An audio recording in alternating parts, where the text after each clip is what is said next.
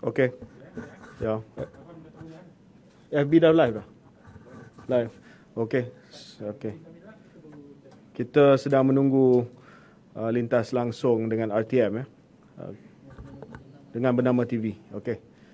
Sebab FB dah live dah, saya kena bagi tahu dia orang. Waiting.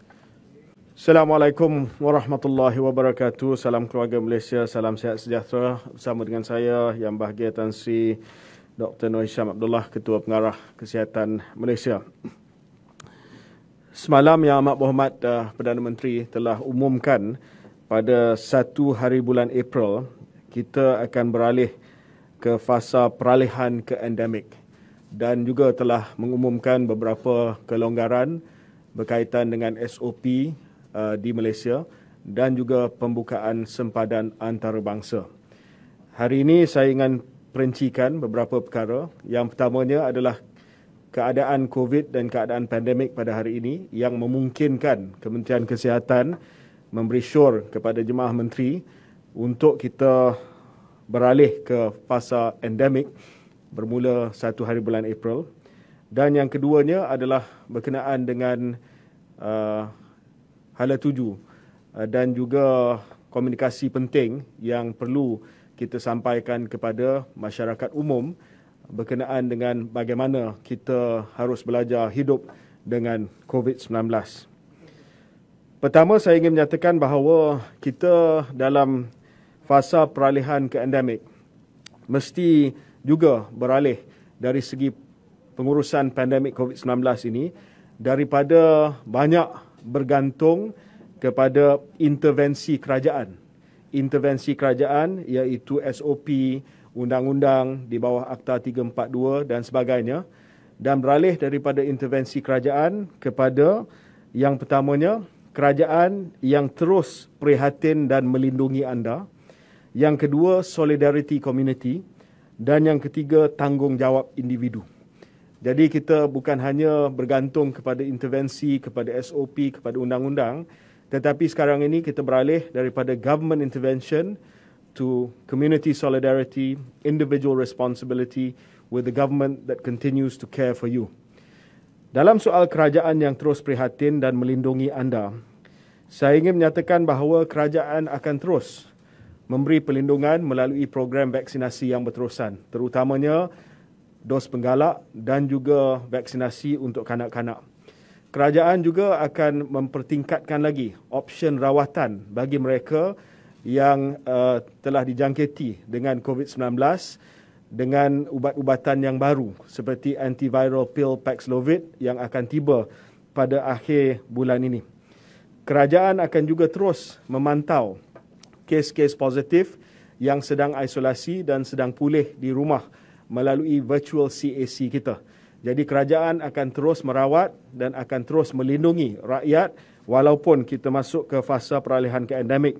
Dan untuk makluman semua, setakat ini kerajaan telah berjaya edar 2 juta pakej penjagaan COVID-19 ataupun PPC, iaitu kepada 57% daripada keluarga B40. Yang lain akan terima pada bulan ini pakej penjagaan COVID-19. Dalam pakej tersebut, seperti mana yang telah diumumkan sebelum ini, ada kit ujian kendiri, ada pelitup muka, ada pulse oximeter dan juga ada termometer. Jadi ini adalah langkah kerajaan untuk membantu keluarga Malaysia supaya kita dapat beralih ke fasa peralihan ke endemik dengan selamat.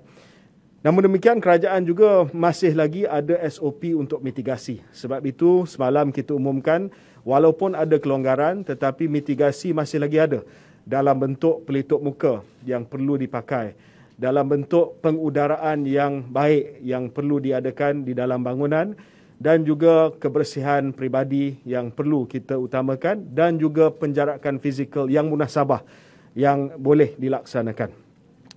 Solidarity community adalah lebih kepada pematuhan di peringkat community. Kita tidak mahu lagi melihat pematuhan itu dipaksa melalui saman, melalui undang-undang, tetapi lebih kepada pematuhan di peringkat community. Kesedaran community contohnya untuk memastikan tempat kerja selamat, untuk memastikan bahawa tempat kerja mempunyai pengudaraan yang baik, majikan-majikan yang melihat bahawa mungkin dalam keadaan yang tertentu dan sesuai, work from home ataupun kerja daripada rumah adalah lebih sesuai daripada memaksa pekerja-pekerja mereka datang ke pejabat dan boleh dilaksanakan dengan selamat dan berkesan. Tanggungjawab individu adalah lebih kepada kesihatan kendiri.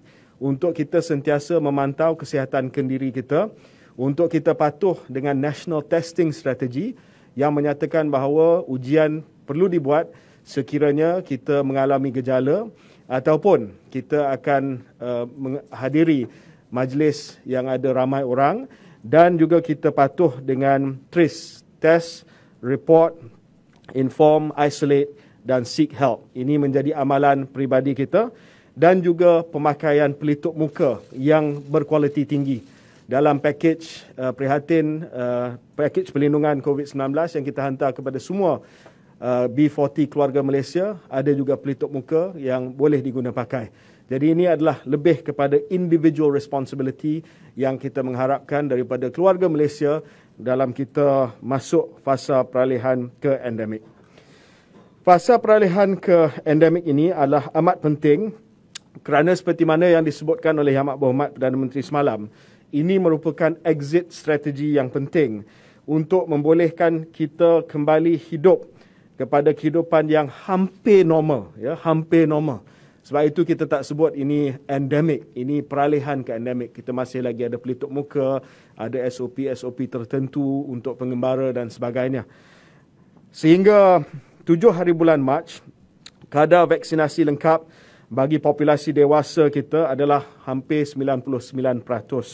Manakala kadar vaksinasi dos penggalak bagi populasi dewasa adalah 64%. Di sini saya ingin merayu kepada rakyat Malaysia, terutamanya yang belum lagi menerima dos penggalak, untuk dapatkan dos penggalak anda sebelum 1 hari bulan April. Lebih-lebih lagi kalau anda adalah berusia 60 tahun ke atas ataupun penerima vaksin Sinovac. Kerana untuk melengkapkan status vaksinasi pada 1 hari bulan April, untuk golongan tersebut adalah wajib untuk dapat dos penggalak untuk kekalkan vaksinasi lengkap mereka. Bukan wajib untuk dapat, tapi untuk kekalkan status vaksinasi lengkap, mereka mestilah dapat dos penggalak pada selewat-lewatnya akhir bulan ini. Dan ini akan dapat meningkatkan lagi perlindungan rakyat Malaysia, keluarga Malaysia, apabila sempadan kita dibuka dan kelonggaran SOP dilaksanakan bermula daripada 1 hari bulan April. Saya juga ingin merayu kepada ibu bapa untuk dapat memberi vaksin kepada kanak-kanak anda. Ya, terutamanya untuk anak-anak anda yang berusia 5 hingga 11 tahun, golongan kanak-kanak di bawah peak kids, sekarang ini hanya 30% saja daripada golongan tersebut telah menerima dos yang pertama. Ini adalah jauh lebih rendah daripada sasaran kita, dan kita merayu kepada ibu bapa bagi anak-anak yang belum lagi menerima vaksin di bawah peak kids untuk segera bawa mereka ke PPV supaya mereka dapat perlindungan dalam fasa kita akan beralih ke endemik nanti. Saya ingin juga menyatakan di sini beberapa perkara melibatkan pengurusan pandemik COVID-19 buat masa ini yang telah memungkinkan Kementerian Kesihatan Malaysia dengan yakin melihat kepada bukti ataupun evidence yang sedia ada, data yang sedia ada, untuk kita mengesyorkan supaya fasa peralihan ke endemik dapat dimulakan pada 1 hari bulan April. Varian Omicron menyebabkan gejala dan komplikasi penyakit yang lebih sederhana berbanding dengan varian Delta sebelumnya, terutama kepada mereka yang mempunyai tahap imuniti yang tinggi terhadap virus SARS-CoV-2 hasil daripada vaksinasi, dos lengkap, dos penggalak ataupun imuniti semula jadi selepas jangkitan. Kadar kematian semasa gelombang varian Omicron yang bermula pada bulan Januari tahun ini menunjukkan kadar yang jauh lebih rendah berbanding gelombang varian Delta yang berlaku pada penghujung Jun hingga Ogos tahun lepas. Penggunaan katil khusus untuk COVID-19, iaitu katil bukan kritikal, serta penggunaan katil ICU juga walaupun menunjukkan peningkatan daripada minggu epid yang ketiga hingga minggu epid yang ke-9 pada tahun ini, namun masih pada tahap yang terkawal. Dan indikator ini dipantau setiap hari oleh Tan Sri Ketua Pengarah Kesihatan dan saya untuk memastikan bahawa kapasiti sistem kesihatan awam kita cukup untuk kita merawat kes-kes yang dijangkiti COVID-19. Pada 8 Mac, kadar penggunaan katil bukan kritikal untuk kes COVID-19 termasuk kes yang disyaki adalah 69%, manakala kadar penggunaan katil ICU bagi kes COVID adalah 42% dan kadar penggunaan ventilator untuk pesakit adalah 25%. Dan ini masih lagi berada dalam kategori yang terkawal. Jika dilihat secara keseluruhan, penggunaan katil bukan klinikal termasuk kes COVID dan bukan COVID adalah 70%, manakala penggunaan keseluruhan katil ICU untuk kes COVID dan bukan COVID adalah 59%. Jadi mesej di sini adalah untuk rawatan COVID dan rawatan non-COVID sekarang kita kapasiti sistem kesihatan awam kita mencukupi untuk kita merawat kedua-dua COVID dan bukan COVID.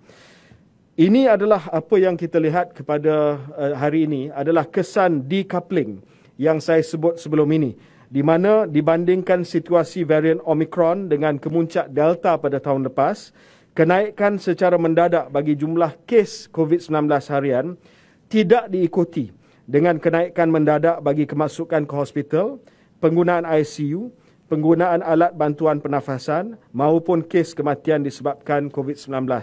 Walaupun ada sedikit peningkatan, ya kita tidak nafikan, namun 99 kes harian yang kita dapati masih lagi didiagnose pada kategori 1 dan 2. Jadi kes number tinggi, tetapi 99% kes yang kita kesan setiap hari masih dalam kategori 1 dan 2, iaitu kategori asymptomatic, tiada gejala, ataupun kategori yang mempunyai gejala yang ringan yang dapat dipulih di rumah sahaja. Meskipun kita tahu ada kes kategori COVID-19 yang rendah yang boleh berubah untuk menjadi kategori tinggi yang dimasukkan ke pusat kuarantin dan rawatan COVID-19 atau ke hospital, kita dapati hanya 38% daripada kemasukan harian kes COVID-19 ke hospital adalah kategori 3 dan 5. Selebihnya adalah kemasukan preemptif kategori 1 dan 2. Masih lagi, majoriti kemasukan ke hospital adalah kategori 1, 2 untuk golongan berisiko tinggi. Warga emas, mereka yang ada serious comorbidity dan mereka yang ada masalah dengan sistem imun mereka. KKM juga mengukur satu lagi indikator yang penting, iaitu peratusan kes yang menjalani pemantauan di rumah, isolasi di rumah, tetapi mengalami kemerosotan gejala yang perlu dimasuk ke PKRC ataupun hospital. Purata kes yang menjalani pemantauan ke rumah yang gejala mereka merosot dan dirujuk kepada PKRC adalah 1.3% dan hanya 0.5% dirujuk kepada hospital. Jadi dari segi the deterioration of the case masih lagi sangat rendah dan kebanyakan daripada mereka yang isolasi di rumah dapat pulih sepenuhnya di rumah sahaja. Ini adalah semua indikator yang memungkinkan Kementerian Kesihatan Malaysia membuat satu keputusan bahawa ini adalah masa yang sesuai untuk kita syorkan kepada kerajaan kita masuk ke fasa peralihan ke endemik. Namun demikian, Kementerian Kesihatan Malaysia akan sentiasa meningkatkan surveillance kita, terutamanya untuk varian-varian yang baru dan juga perkembangan-perkembangan mengenai epidemiologi kes di Malaysia untuk mengambil tindakan yang sewajarnya, yang proportionate, yang calibrated, yang fokus dan targeted untuk memastikan penularan dan juga pandemik COVID-19 ini dapat dikawal dengan baik walaupun kita akan masuk ke fasa peralihan ke endemik. Sukacita saya maklumkan bahawa ada beberapa protokol yang telah pun diumumkan oleh Amat Berhormat Perdana Menteri yang melibatkan pintu sempadan antarabangsa dan pengembara antarabangsa. Saya ingin memaklumkan bahawa ada perincian protokol tambahan yang saya ingin jelaskan pada hari ini. Jika seseorang sedang menjalani kuarantin sebelum 1 hari bulan April, perintah kuarantin individu tersebut akan tamat pada 1 hari bulan April. Ada yang tanya saya, what if dia balik daripada luar negara pada 30 hari bulan Mac? takkan dia nak kuarantin sampai 7 hari. Sedangkan 1 April dah tamat dah. So siapa-siapa, contoh, jika seorang individu mula kuarantin pada 29 Mac, contoh, ya, the quarantine akan tamat pada 1 hari bulan April. Sama dengan orang lain. Ya. So sesiapa yang datang dalam tempoh masa seminggu sebelum 1 hari bulan April, kuarantin mereka akan tamat pada 1 hari bulan April. 2. Kanak-kanak dan remaja yang berumur 17 tahun ke bawah tanpa mengira status vaksinasi tidak perlu menjalani kuarantin dan hanya perlu lakukan ujian RTK antigen dalam tempoh 24 jam selepas ketibaan di Malaysia. Ramai yang tanya kanak-kanak macam mana diikut ibu bapa ke tidak. Kita telah buat keputusan kanak-kanak dan remaja usia 17 tahun ke bawah, tak kira dia punya vaccination status, dia tak perlu kuarantin selagi dia buat PCR sebelum berlepas dan RTK antigen apabila mereka sampai. Untuk sesiapa yang tidak mendapat vaksinasi lengkap atau tidak menerima vaksinasi langsung, individu tersebut mesti menjalani kuarantin selama 5 hari selepas ketibaan di Malaysia. Selepas individu tersebut keluar dari kuarantin, individu tersebut mesti mengikut syarat-syarat yang ditetapkan oleh Malaysia.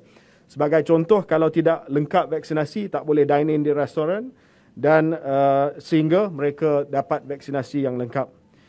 Bagi pengembara yang dikecualikan daripada menerima vaksinasi atas faktor kesihatan, ada yang memang tak boleh nak divaksinate atas faktor kesihatan, individu tersebut perlu memuat naik bukti pengecualian iaitu surat daripada doktor yang diberikan ke dalam aplikasi MySejahtera. Dia akan ada feature untuk diupload dan Kementerian Kesihatan akan menilai sama ada sahih ataupun tidak, dan baru bila penilaian itu dibuat dan ia disahkan sebagai sahih, mereka akan dapat pengecualian.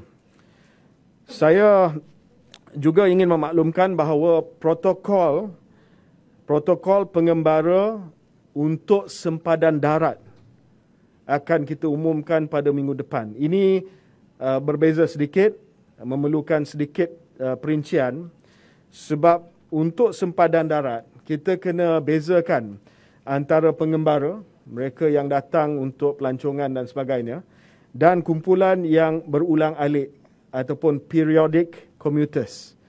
Untuk periodic commuters, sama ada daripada Singapura, Thailand, Brunei, kalau mereka contohnya berulang-alik setiap hari, ataupun dalam seminggu mereka berulang-alik 3-4 kali, agak susah dan tidak praktikal kita minta dia buat PCR tiap kali dia datang dan pergi.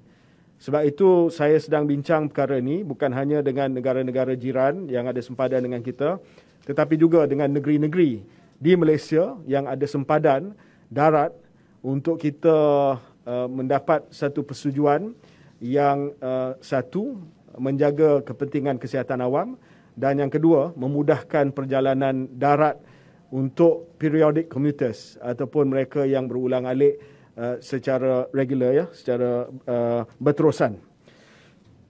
Saya juga ingin memaklumkan bahawa semua protokol-protokol ini sudah pastilah susah nak diingat. Jadi hari ini kita melancarkan portal COVID Portal,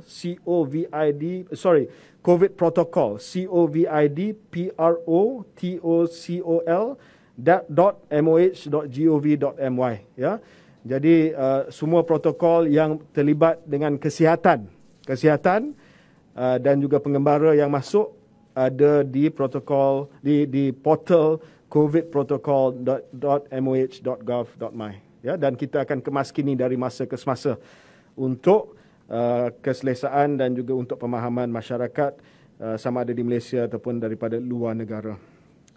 Saya juga ingin mengambil kesempatan yang ada ini untuk memberi sedikit laporan berkenaan dengan kedudukan COVID di kalangan pesakit-pesakit pediatrik di Malaysia.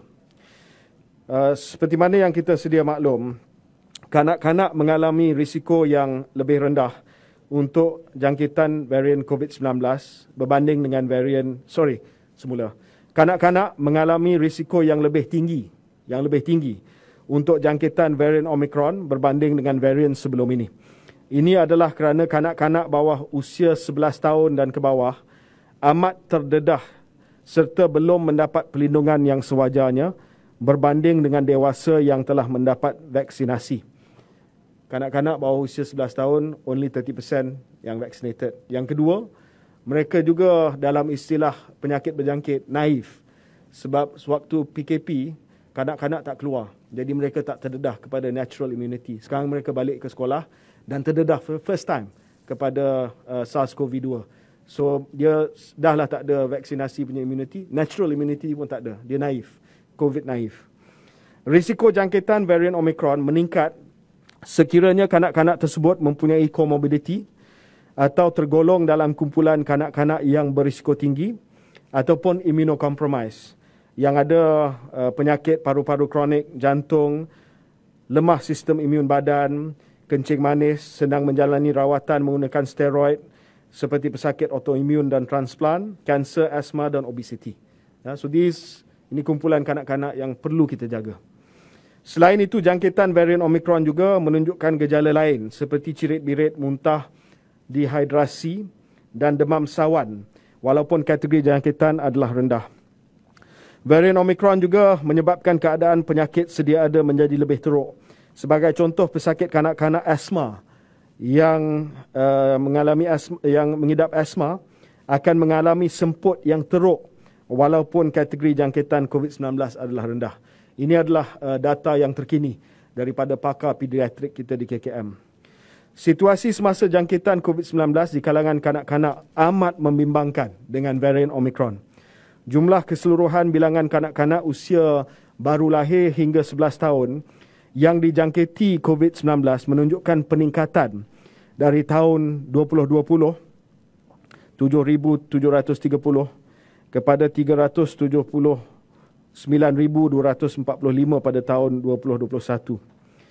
Ini yang membimbangkan bermula awal Januari tahun ini hingga pertengahan Februari. Bilangan kanak-kanak usia 12 tahun ke bawah yang dijangkiti COVID-19 adalah seramai 50,826 orang dan peningkatan telah berlaku dengan ketara daripada pertengahan Februari hingga Mac 68,893. Ia ini daripada Januari hingga Mac, bilangan pesakit kanak-kanak bawah usia 12 tahun adalah seramai 119,719 orang. Dan ini adalah satu perkara yang dijangkakan sebab ramai kanak-kanak sudah balik ke sekolah. Dan sekarang ini terdedah kepada jangkitan di komuniti. Saya juga ingin maklumkan bahawa penggunaan katil untuk pesakit kanak-kanak bawah 12 tahun dari Januari hingga hujung Februari menunjukkan peningkatan yang ketara. Ya, peningkatan yang ketara penggunaan katil untuk pesakit kanak-kanak di hospital. Daily MOH hospital pediatric beds telah pun meningkat seperti mana graf yang ada dipaparkan di skrin. Pada masa yang sama, kadar kemasukan kanak-kanak ke ward PICU, Pediatric Intensive Care Unit, meningkat sebanyak 94% untuk kesemua kategori 3 hingga 5 seperti mana jadual yang dipaparkan di skrin. Jadi message yang mudah lah, ya, message yang mudah untuk PI, untuk kanak-kanak ini adalah bawa anak anda untuk PIC Kids. Kita juga dapati bahawa selain daripada jangkitan, kes-kes multi-system inflammatory syndrome in children boleh juga berlaku. Daripada Jun 2020 hingga akhir tahun lepas, seramai 174 orang kanak-kanak bawah 18 tahun mengalami MIS-C akibat jangkitan COVID-19. Kanak-kanak juga boleh terdedah kepada long COVID, sindrom COVID-19 selepas fasa akut jangkitan. Walaupun data terhad buat masa ini merupakan risiko tinggi yang boleh dikurangkan. Long COVID boleh dikurangkan melalui vaksinasi kerana vaksinasi mengurangkan gejala yang serius apabila jangkitan COVID-19 itu berlaku.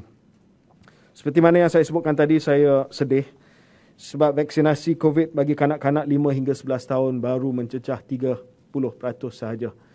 Dan dengan keadaan kes yang meningkat di kalangan kanak-kanak, di samping kita melihat kemasukan ke hospital meningkat, Di samping kita melihat kes PIKU, kemasukan ke pediatrik ICU meningkat, ibu bapa masih lagi tidak buat pilihan untuk memberi perlindungan kepada anak-anak mereka melalui vaksinasi kanak-kanak ataupun PIK Kids.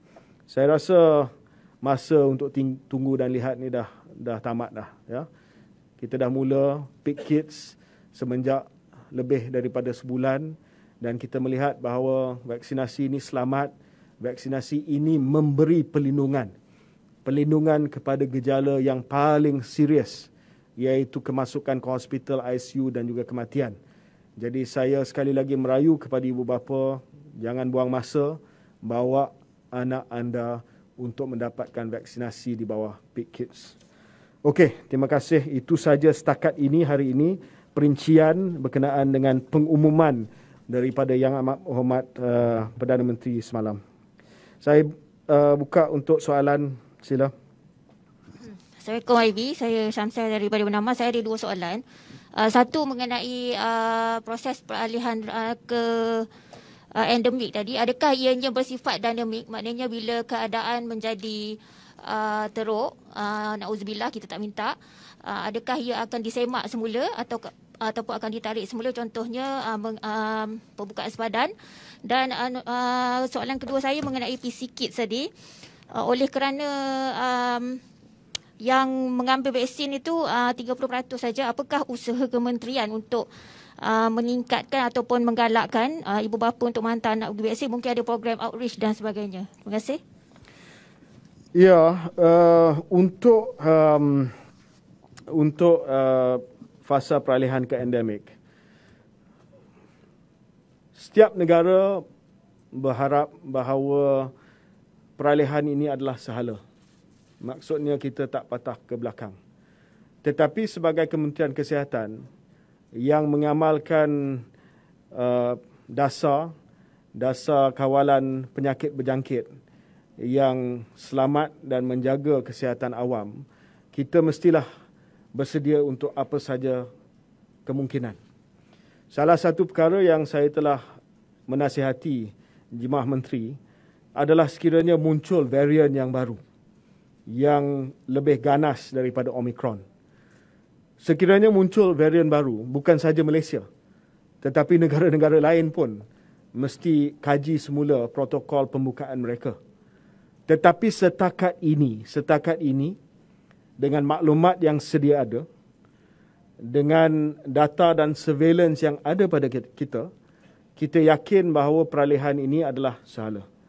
Ya, tetapi sebagai Kementerian Kesihatan Malaysia, kita tidak boleh tolak kemungkinan berlaku varian baru ataupun perubahan dari segi sifat epidemiologi virus ini.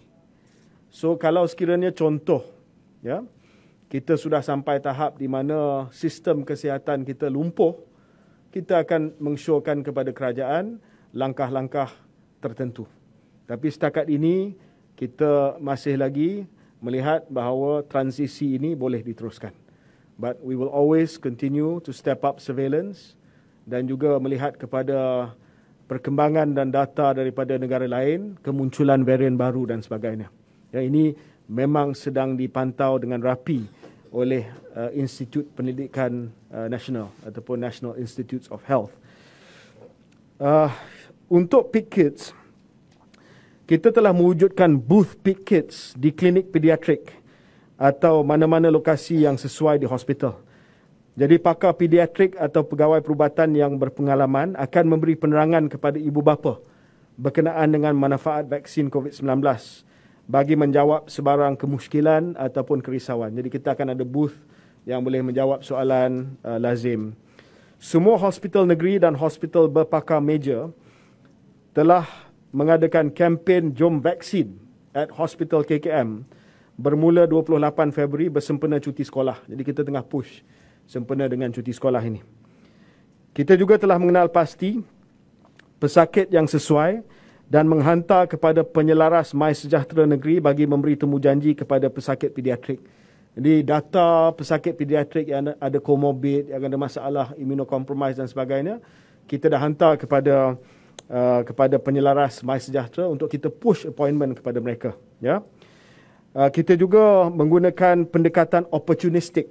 Maksudnya kepada pesakit yang akan discharge ataupun pesakit yang hadir ke klinik pakar, sekiranya sesuai, kita suntik. Kita minta kebenaran dululah, tapi kita akan suntik. Maksudnya dia datang, mungkin dia datang untuk temu janji lain, tapi kita akan gunakan peluang itu untuk convince parent, bagi kebenaran untuk kita suntik. Dan menawarkan pemberian vaksin kepada adik-beradik pesakit serta anak-anak anggota PPV sekiranya bekalan mencukupi.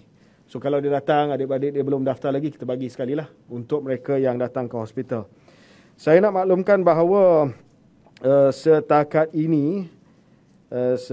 ini kita melihat bahawa sekejap ya. Okey. Saya nak maklumkan bahawa temu janji Pick Kids yang kita telah hantar sehingga 3 hari bulan Februari adalah 1.63 juta. Appointment yang kita hantar. Ini bukan walk-in, appointment yang kita telah hantar. Tetapi yang telah vaccinate sehingga 3 Februari adalah 1 juta saja. Maksudnya ada 600,000 yang menerima appointment tapi yang tak pergi.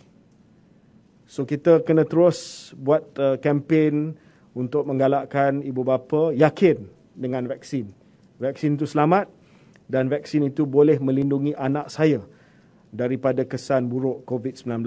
Terutamanya bila mereka nak balik ke sekolah ni. Okay? Anything else? Ada lagi? Sini dulu. YB, this is Sharon from Sinchil. Saya ada 2 soalan juga. Apakah perancangan KKM ada kerajaan terhadap kanak-kanak atau bayi yang umur 5 ke bawah? Sebab tinggal golongan ini yang belum vaksin saja dan golongan ini akan jadi paling berisiko. Dan bagaimana MySejahtera Trace ini akan diwajibkan? Okey.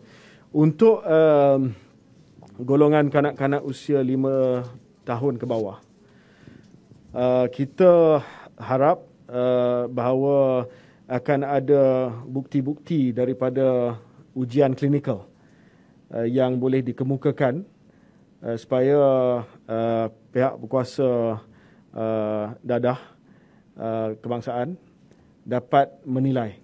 Setakat ini, pengurusi dia adalah Tan Sri KPK, belum lagi ada vaksin yang diluluskan ya untuk golongan usia 5 tahun ke bawah. Jadi bagi 5 tahun ke bawah ini, kita mana boleh kita gunakan pendekatan kesihatan awam yang lain. Ya? Seperti penjarakan fizikal. Kadang-kadang kanak-kanak usia 5 tahun ke bawah pun tak sesuai pakai pelitup muka. Ya? Mungkin yang usia 5 tahun tu bolehlah pakai yang kids mask, tapi yang lebih muda tu agak tidak sesuai. Jadi kita betul-betul kena melindungi mereka. Ibu bapa kena fikir sebelum bawa kanak-kanak usia 5 tahun ke bawah ke tempat yang sesak, tempat awam dan sebagainya. Ini adalah lebih kepada langkah-langkah pencegahan kesihatan awam yang perlu dilaksanakan untuk golongan tersebut. Ya. Dan soalan yang kedua, seperti mana kita diwajibkan untuk melakukan check-in, maka untuk kawasan-kawasan yang sesak, contohnya masuk ke restoran, masuk ke pusat beli belah dan sebagainya, diwajibkan untuk kita switch on MySejahtera Trace kerana ini akan membantu dari segi memberi notifikasi kepada kita sekiranya kita adalah kontak rapat kepada positive case. Pelaksanaan dia dan penguatkuasaan dia adalah lebih kepada community empowerment. Ya, kita wajibkan, but really it's up to you. Please switch it on. Ya. Next, Code Blue. Okay. Code Blue. Good afternoon, YB. I'm Kanmani from Code Blue. YB, I have 3 quick questions for you. More than 100 Category 4 and 5 cases were reported nearly every day from March 2 to March 8. Is this of concern or not? COVID deaths, including BIDs, are at a 4-month high, while ventilated and ICU patients are at a 3-month high. The national positive rate is nearly 16%.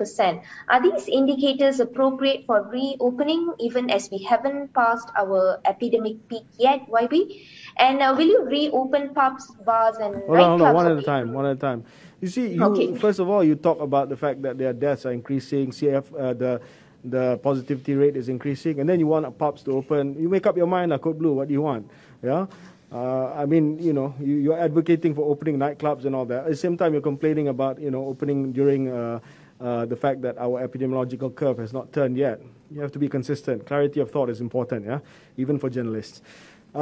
Coming back to the point, we still feel Kementerian Kesihatan berpandangan bahawa walaupun ada sedikit peningkatan dari segi BID, dari segi CFR, case fatality rate, tetapi masih lagi terkawal dan masih lagi di peringkat hospital dan juga di peringkat PKRC, masih lagi di bawah kapasiti yang kita rasa adalah munasabah dan boleh kita pantau.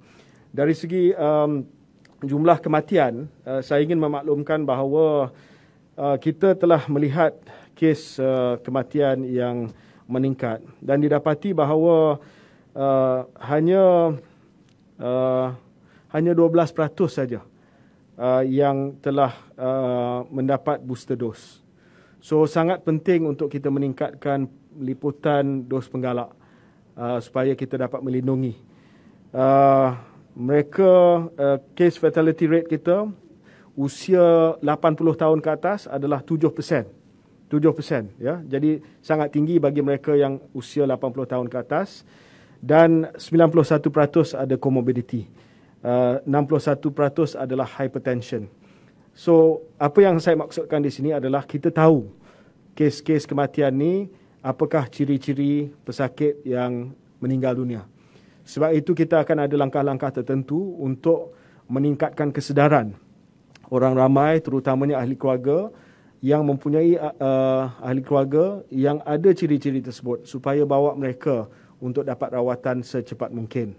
Ya, jadi senang kata, buat masa ini kita walaupun kes sedang meningkat, tetapi ianya pada paras yang terkawal, dan kita masih lagi yakin bahawa kita akan meneruskan ke fasa peralihan ke endemik pada 1 hari bulan April. Soalan yang kedua tadi. YB, I haven't finished my second question yet, because we are not advocating reopening of pubs. We just wanted to be wanted to know the difference between Sulin tweeted, opening pubs and open the pubs and clubs. You are. I know Sulin tweeted. I know what she said. So no, we just anyway, wanted to know the difference between opening pubs, bars and nightclubs, and also a mama. Sekejap. So, okay, jawapan saya, bermula 1 hari bulan April, hanya satu premis sahaja, satu jenis premis saja yang akan berada di dalam negative list, yang masih lagi tidak boleh dibuka, iaitu kelab malam. Because of the particular nature of nightclubs. Yeah, we have looked into this on the balance of risk assessment. Kelab malam merupakan premis yang berisiko tinggi, even dalam fasa peralihan ke pandemik. So that remains on the negative list. That only remains on the negative list. Okay, YB. The third quick question is regarding the peer review session on Ravnesh Kumar's death. What is the cause of his death and who participated in this peer review session? Kajian kes panel pakar forensik berkaitan dengan kes kematian saudara Ravnesh Kumar, Naresh Kumar, telah diadakan pada semalam, 8 hari bulan Mac, pada 9 pagi hingga 5 petang di Jabatan Perubatan Forensik Hospital Serdang. Dan ahli panel tersebut antaranya adalah Datuk Dr. Zaharino. He is the pakar perunding kanan forensik and the Chief of Forensic Services. Beliau adalah Ketua Perkhidmatan Forensik Malaysia, Chief Forensic Specialist in Malaysia. Dr. Muhammad Suhaini Muhammad Noor, pakar perunding forensik dan Ketua Jabatan Perubatan Forensik Hospital Sultanah Bahiyah. Dr. Muhammad Syafiq Osman, pakar perunding forensik dan Ketua Jabatan Perubatan Forensik Hospital Raja Perempuan Bainun. Dr. Muhammad Aznul Haidi bin Haji Asrori, pakar perundingan forensik dan Ketua Jabatan Perubatan Forensik Hospital Sultanah Aminah.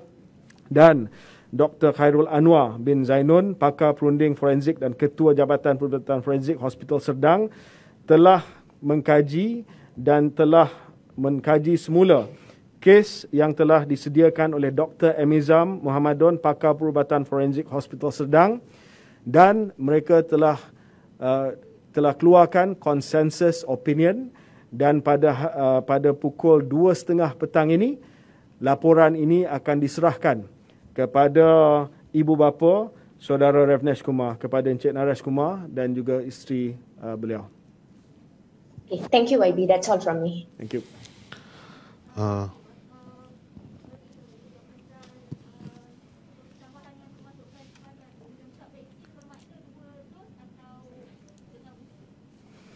Lengkap vaksin 2 dos, tetapi dia mesti ikut tafsiran Malaysia. Jadi lengkap vaksin 2 dos, tapi untuk warga emas mesti ada booster. Untuk Sinovac mesti ada booster. Kalau tidak, dia double standard lah. Dia kena sama dengan kita. Next, Cheryl, BFM. Hi, it's Cheryl from BFM. I just have one question for today. Now that we are transitioning towards the endemic phase, are there any plans to reduce the price of RT-PCR tests? You know, since these are still quite expensive to do, are there any plans to put a lower price cap on it? Kita sedang bincang dengan KPDN HEP berkenaan dengan harga RT-PCR. Sama ada kita nak letakkan harga ceiling. Tetapi jawapan saya adalah lebih fundamental. Bila kita beralih ke fasa endemik atau mula transisi ke peringkat endemik, kita sepatutnya tidak bergantung kepada RT-PCR lagi. RT-PCR dalam peringkat peralihan ke endemik perlu digunakan hanya untuk pengembara ataupun untuk setting klinikal sahaja. Ya, dan bila kita nak pergi kepada endemik, kita perlu lebih bergantung kepada testing bergejala, symptomatic testing dengan menggunakan RT-K antigen. Sebab itu kita tukar syarat dan protokol untuk pengembara yang masuk ke negara kita. Tak perlu lagi buat RT-PCR, hanya memadai untuk buat RT-K antigen profesional. So bila kita pergi ke endemik ini, ada soalan yang saya baca dalam media sosial nak kurangkan kos RT-PCR. Of course, dalam jangka masa yang sederhana ni elok kita ada harga yang memadai. Tetapi poinnya adalah bila kita pergi kepada zaman peralihan ke endemik, we have to reduce our dependency on RT-PCR dan lebih kepada RT-K antigen. So, satu, ya, kita akan melihat bagaimana kita dapat kurangkan kos, tapi ini adalah isu mesin, reagent, orang profesional yang mesti mengendalikan RT-PCR. Saya ada tengok cadangan kata RT-PCR RM30. Jelas sekali dia tak tahu bahawa RT-PCR ni melibatkan reagent, mesin dan sebagainya. Even the cost price is more than RM30. Ya. Dan yang kedua adalah untuk memastikan bahawa kita pantau secara berterusan quality RT-K antigen test yang ada di pasaran. Ini arahan saya kepada MDA, ya, sebab ada yang komplain RT-K antigen yang tak bagus dan sebagainya. So jangka masa untuk kita beralih ke endemik ini, kita kena pastikan good quality RT-K antigen ada di pasaran, cukup bekalan dia di pasaran, di farmasi dan juga di kedai-kedai runcit. Ya, sebab dari segi fundamentalnya adalah peralihan ke fasa endemik ini adalah lebih kepada RT-K antigen dan kurangkan kebergantungan kepada RT-PCR yang walaupun accurate dalam tempoh endemik ini kita tak perlu sangat. Dan dia punya sensitivity agak tinggi. Jadi orang yang dah tak infectious pun masih lagi positif. So in the endemic stage ataupun transition to endemic, we just need to know if you're very infectious. Okay? Next, Kaumian, Phonic TV. Yeah. Please proceed, Kaumian. Please proceed, Yeah. Kaumian. Okay, good afternoon, YB. And only one question. And my question is, in February, there is following the model. It predicts that the peak will at the end of March, and the daily cases will be 32,000 at the time. But now it seems the daily cases has over 32,000 last week. And does that mean the peak has already come ahead of time? Or will have a new model? These are models. Yeah? These are models. So they are based on certain assumptions. The models are not always 100% right. So we still maintain that we hope that we'll pass the peak by the end of this month. But it could be more than 30,000, could be more than 40,000. really depends on mobility of people and whether or not they continue to stick with the SOPs that we still have until the 1st of April. Ya, jadi penting di sini, it's very important that whatever SOPs that we announced yesterday, that's only applicable on the 1st of April. Yeah, before that, still as is. But considering the opening plan, will the opening give much more influence on the model and cause more cases? Is there some prediction? It may, but we've done a risk assessment, and we don't look at number of cases. We're not China. We cannot do your zero containment, zero case policy. No other country in the world is doing that. Only you are doing that. Congratulations. But no other country can do that. We have to make a risk assessment and live with COVID-19 in a safe manner. Yeah, no other countries has the luxury or the authority, if I may say so, to impose such a containment policy anymore. So it's affordable. No, it's safe. It's safe, and it's something that allows us to open properly. Okay, thank you. Okay, all right, thank you.